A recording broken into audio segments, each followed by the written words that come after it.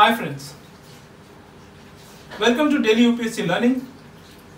हम लोग पढ़ रहे थे स्वराजिस्ट, नो चेंजर्स, 1920s से लेकर 1930s तक क्या ट्रेंड था and analysis with respect to mains. अब इस सेशन में हम लोग 4 इंपॉर्टेंट टॉपिक्स पढ़ेंगे।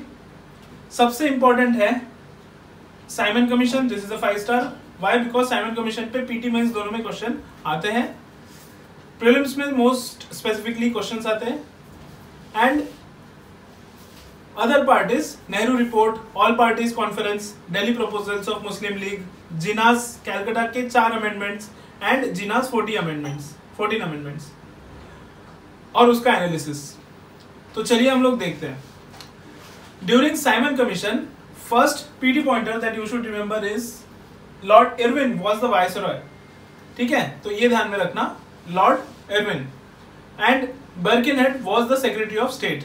वाई? इनके नाम मैंने क्यों बताया? क्योंकि आगे हमें इसकी जरूरत पड़ेगी, इसलिए ध्यान में रखिएगा।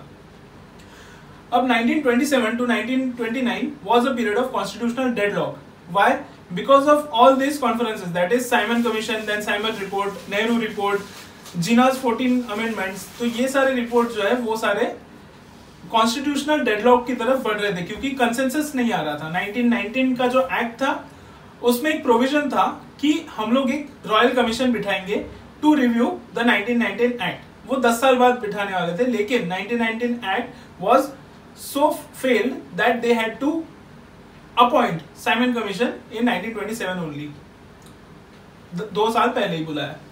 फिर स्वराजिस्ट ने ये भी बोला था कि they wanted to frame constitution by an Indian constituent assembly. तो ये आप पीटी पॉइंटर याद रखिएगा कि स्वराजिस्ट ने फॉर्म किया था ये, दैट इज मोतीलाल नेहरू ने। उसके बाद में फेल्यूर ऑफ 1919 एक्ट के बाद 3 इंडिपेंडेंट एक्ट्स आए, that is Lee commission. PT pointer, Lee commission कहता था British have failed to recruit enough officers, तो Lee commission was to recruitment of officers. And Muddiman commission, Muddiman commission ने ये बोला था, अब इसमें मडीमैन कमीशन में 2 चीजें थे, एक तो मेजोरिटी एंड माइनॉरिटी। मेजोरिटी वालों ने बोला कि dyarchy has not been established and सिर्फ कुछ माइनर चेंजेस करने की ही जरूरत है, और माइनॉरिटी ने बोला कि 1919 का जो एक्ट है दैट गॉट फेल्ड। तो ये मडीमैन कमीशन के रिकमेंडेशंस थे, ये भी पीटी पॉइंटर है। फिर आया Linlithgow commission. Linlithgow commission was for Indian agriculture crisis, ये पीटी पॉइंटर है 3 स्टार। तो ये आप याद रखिएगा, लिलित गो कमीशन। ठीक है, अब इसके बाद ये चीज है कि क्यों आया था साइमन कमीशन। साइमन कमीशन जैसे मैंने पहले बताया था 1919 एक्ट के लिए के प्रोविजन था इसमें 1919 एक्ट में, and it was to revise the constitution given by 1919 act. Then 1927 में राइट्स हुए, communal riots. So to provide bad socio political system और situation of India, Lord Birkenhead appointed Simon Commission. ठीक है, तो ये इंपॉर्टेंट है, ये ध्यान रखिएगा।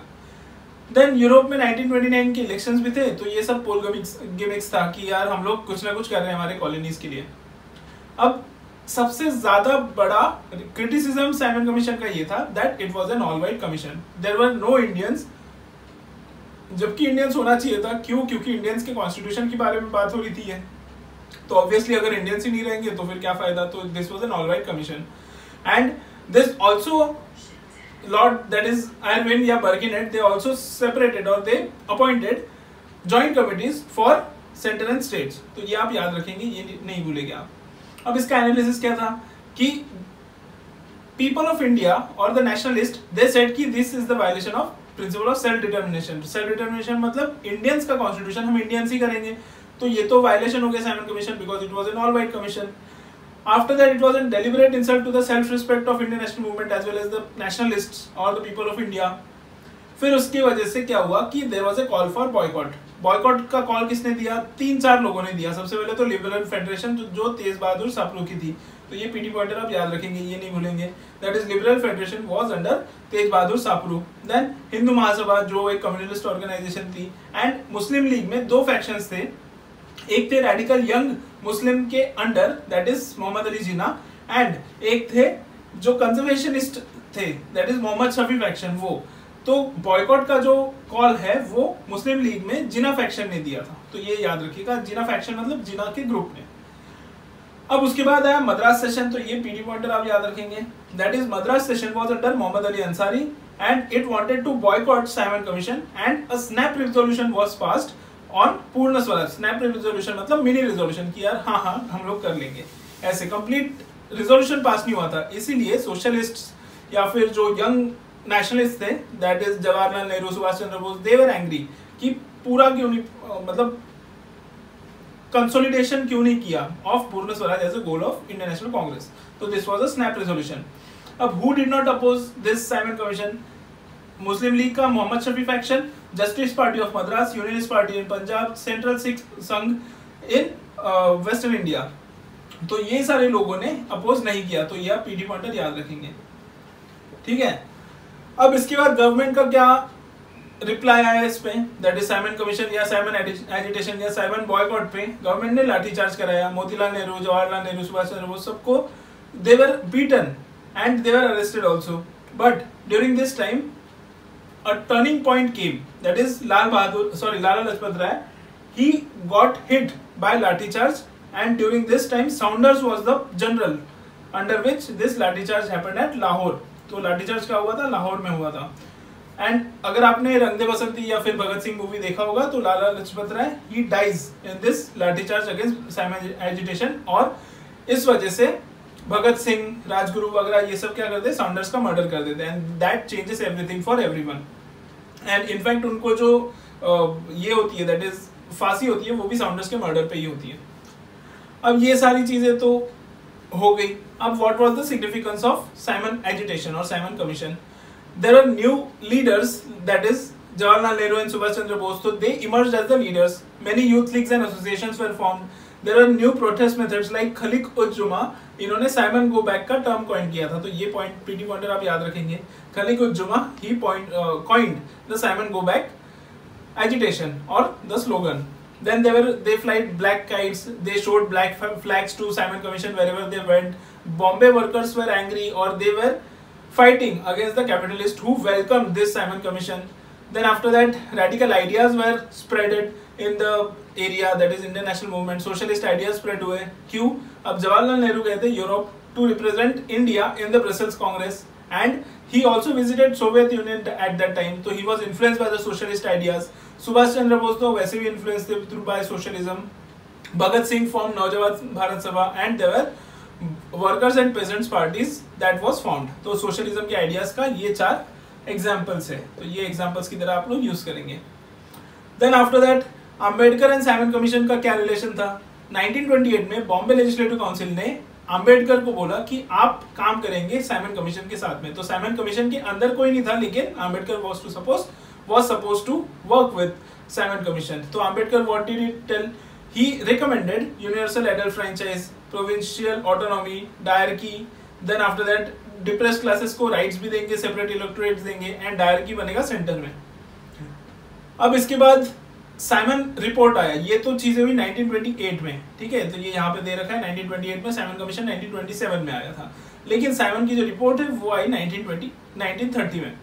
तो रिपोर्ट में क्या क्या बोला गया? अब ये सब चीजें तो पता है, लेकिन रिपोर्ट में एक्चुअली क्या बोला गया एंड उसके डिफरेंसेस क्या है with Nehru report as well as with Delhi proposals, ये हमें पता ही नहीं होता है, कोई बताता नहीं है. सो इसमें हम लोग पढ़ेंगे. अब दे सेड कि यूनिटरी गवर्नमेंट या फिर unitary feature of the constitution नहीं होना चाहिए. There should be no dyarchy specially at the centre.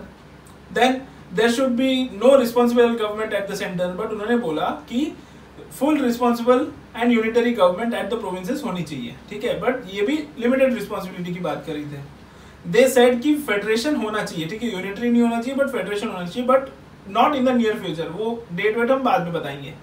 They accepted separate electorates. ये separate electorates का पॉइंट याद रखेंगे और ये चीजें याद रखेंगे. First line, that is diarchy, unitary and responsible government was not accepted, and separate electorates were given by Simon report.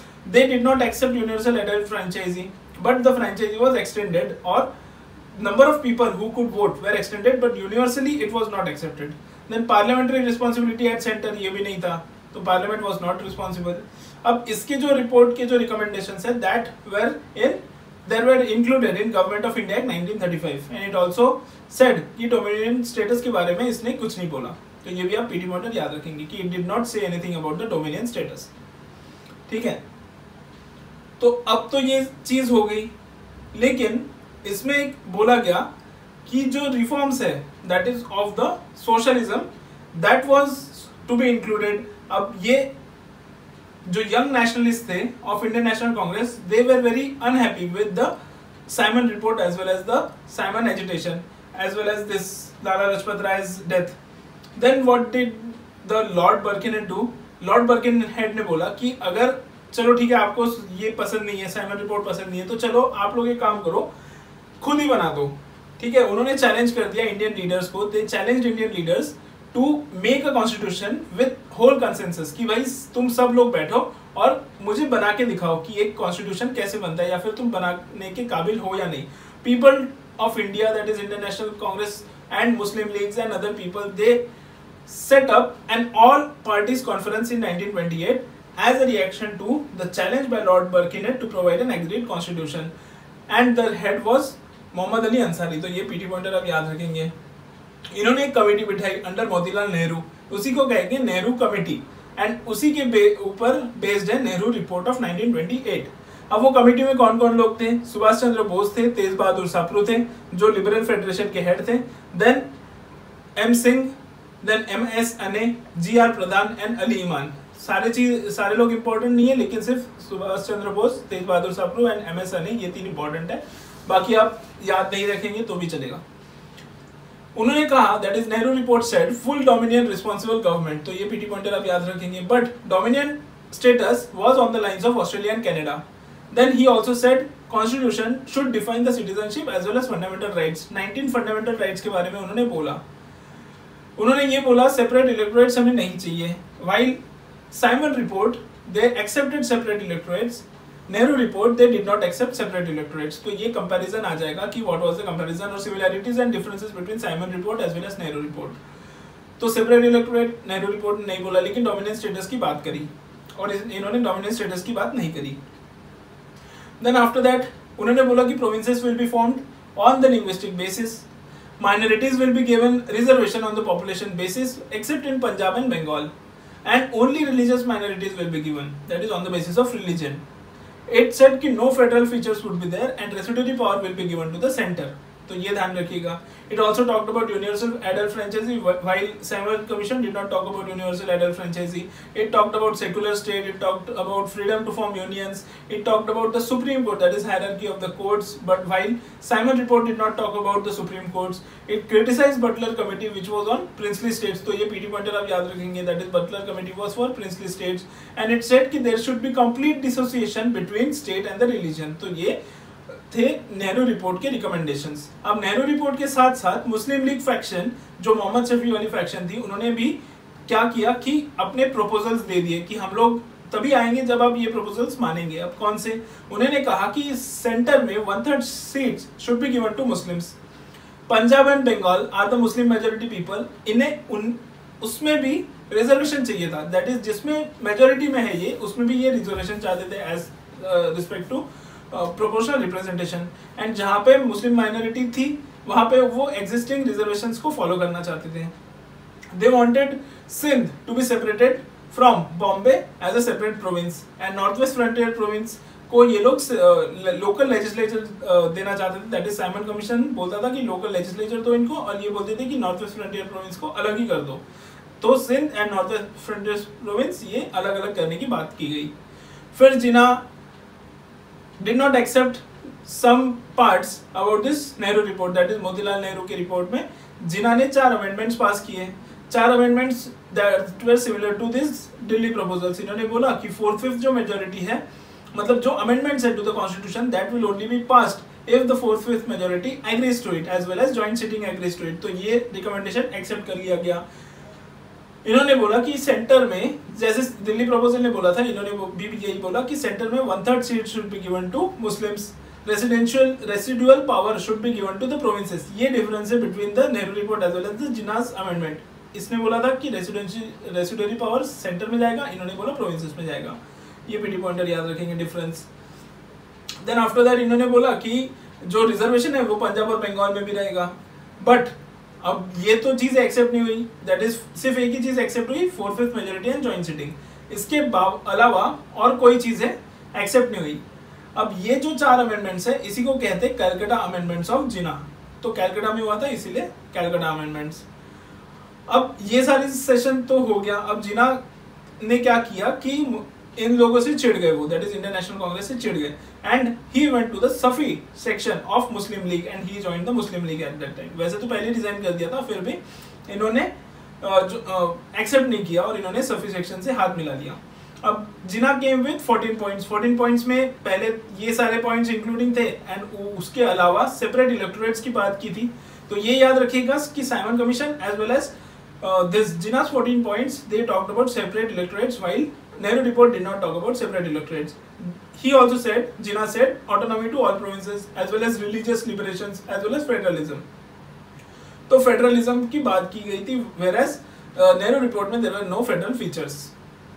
ठीक है, अब ये सब तो हो गया। वैसे ये सारी चीजें इंपॉर्टेंट है नहीं क्योंकि क्वेश्चंस इतने आते नहीं है मेंस में भी, लेकिन अगर आ गया तो ये इतना सा 2 मिनट का लेक्चर आपको कुछ पॉइंट्स तो दिला सकेगा।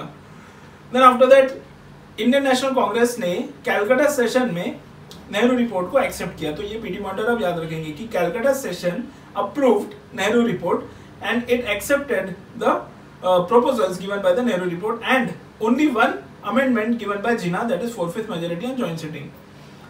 अब ये तो एक्सेप्ट हो गया। इन्होंने बोला कि 2 साल आपको हम दे रहे हैं, दैट इज ब्रिटिश को बोला कि हम लोग 2 साल दे रहे हैं आपको, ये नेहरू रिपोर्ट को आप एक्सेप्ट करो वरना हम सिविल डिसोबीडियंस मूवमेंट चालू करेंगे।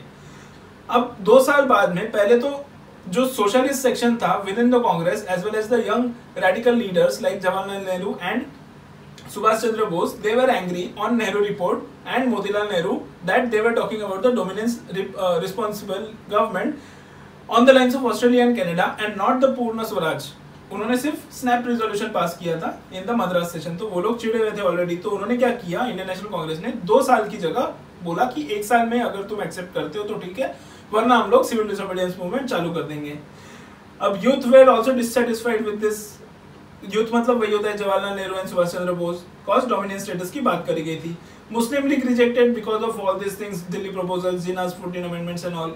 Sikh were also rejecting the Nehru report. Why? Because they wanted कि अब आप अगर मुस्लिम को सेपरेट इलेक्टोरेट्स दे रहे हो तो हमें क्यों नहीं दे रहे हो। तो ये चीज आ गई सिक्स में भी। हरिजन कह रहे थे कि भाई हमें तो तुम लोगों ने इग्नोर ही कर दिया। And nationalist movements and Indian national Congress, nationalist Muslims and Indian National Congress, they were the only 2 people who were happy with the Nehru report. So this is all about the Nehru report. इसके बाद में हम लोग पढ़ेंगे next video में। I hope you like this video. Share it with maximum number of people. And ये हम free lectures ले रहे हैं तो प्लीज आप इसे जितना ज्यादा हो सके उतना ज्यादा फैलाइए एंड अवेयरनेस जनरेट कीजिए। Thank you. जय हिंद।